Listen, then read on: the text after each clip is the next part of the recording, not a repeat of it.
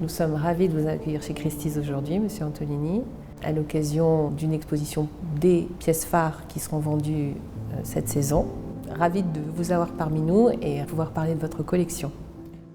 Est-ce que vous pouvez nous expliquer comment a eu lieu votre rencontre avec Rembrandt Bugatti? Il y a une quinzaine d'années à peu près, j'ai un ami qui m'a initié au bronze animalier et ça m'a séduit et où j'ai commencé mes acquisitions.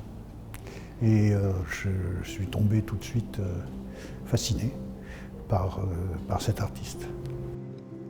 Dans votre collection, on sent qu'il y a un fil, une histoire qui se déroule, qui est très chronologique et aussi muséographique. J'ai lu tout ce qui a pu être écrit sur Rembrandt Bugatti.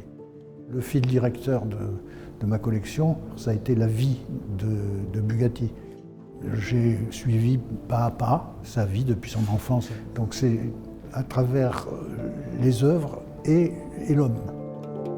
Une des vaches qui est ici, je l'ai achetée chez Christie's, à Londres. C'est une de mes œuvres préférées. Je trouve que la vache est extraordinaire. Bon, elle dégage une sorte de sentiment. Elle raconte sa vie.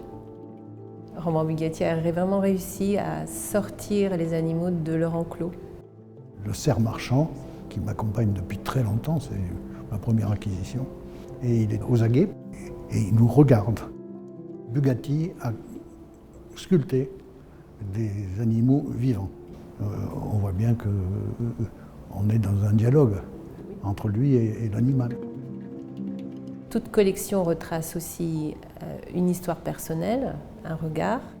Avec le recul et d'avoir vécu pendant 15 ans avec ces animaux, qu'est-ce que ça apporte et quel est l'impact dans la vie d'un collectionneur?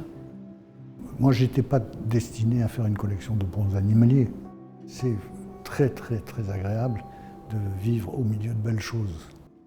Chez moi, les yaks étaient sur une console, tout près de moi. D'une certaine façon, les animaux me recevaient chez eux. Et ça, c'est agréable. C'est une compagnie. La collection, avec ces animaux vivants, vibrants, on pourrait dire, nous a aidés à penser un petit peu les plaies de l'existence. On dit que quand on est collectionneur, on le reste. On l'est pour toujours, oui. Une citation de Camille Claudel qui me plaît beaucoup. Je ne me sens pas la compétence et la capacité de m'exprimer, mais je la laisse volontiers à des experts qui, d'ailleurs, n'en connaissent pas plus que moi. Ça a été une joie partagée d'ailleurs par mon épouse, Béatrice, mais également un travail. Sa manière est unique. On ne peut pas comparer Bugatti à qui que ce soit d'autre. Il va falloir que je trouve une autre passion artistique.